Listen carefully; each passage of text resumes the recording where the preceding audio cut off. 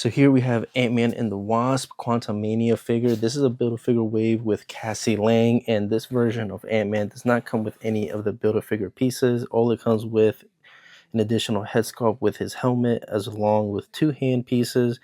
Not sure exactly which one they are altogether. Ended up getting this one at Ollie's for $9.99, which is not a bad price for a figure like this, considering the increased prices of these Marvel Legend figures. So let's go ahead and open this and go straight into the accessories first. So we got a pointer finger, not sure the significance on that, and then an open palm hand, pretty decent, I guess. And then we do have the head sculpt with his helmet on. You guys can see his face behind the glass, which is actually pretty cool. I guess you guys can see right there where his eyes is. Pretty cool, well detailed. Let's go ahead and grab the figure. So here we have Ant-Man. Not sure exactly what is wrong, but he kind of looks kind of unproportioned. I feel like his head is a little bit too big for his body. Not sure if that's just me. I'll probably end up changing that head sculpt just to see if it's a little bit different.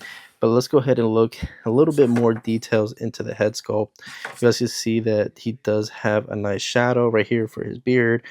It is a little glossier than I would like, but the paint on the eyes looks fairly decent. The head sculpt is okay. I mean, you can tell exactly who this is supposed to be, who's supposed to represent. I think the costume itself is really well detailed. You guys can see that the torso has a lot of these designs right here for his suit. His belt looks pretty good. The color is just mostly silver, black, and red.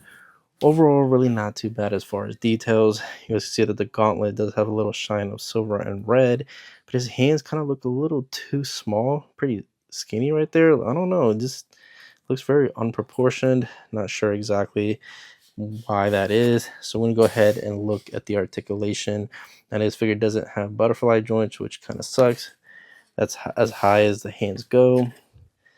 Double jointed elbows, which is actually really good. I don't know if it's a must for this kind of figure, but definitely like to have that. And also this figure is pinless, which means they have no pins here where the joints meet, which is actually a really good thing, especially for this armor or this suit. And for this price point, getting it for $9.99 isn't too bad, but the original retail I think was $22, something like that. Not entirely sure. Ab crunch, pretty decent. Let's go ahead and move the hand. Ab crunch looks kind of wonky right here in the back.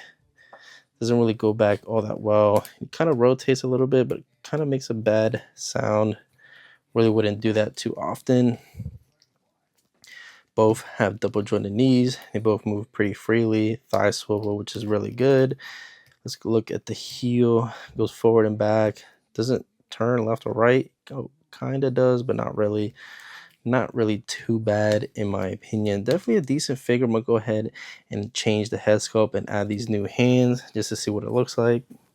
So yeah, I'm not sure exactly what is the point of these hands. Not really a fan of the pointing finger or the open palm hand, especially because his hand isn't really open in a way that you could put anything in it. It's kind of just relaxed.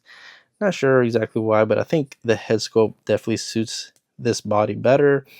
With the helmet on, with the actual head sculpt, it just looks kind of weird. Makes his head look really big and the body really skinny. But I think with this flushed look, it definitely looks a lot better because you can kind of put his finger right here on the helmet. Not sure exactly why, but I don't know. It's really not too bad. I think when it comes to articulation, this figure articulates pretty good. Not as bad as I would think, honestly, for Marvel figures, because I've been kind of lacking with the articulation. It being pinless, I think I'll give this a solid 8.5 out of 10. When it comes to details, this definitely nails it pretty good. When it comes to the iconic look of Ant-Man, definitely give this an 8.5 out of 10. Accessories as well, 8.5 out of 10.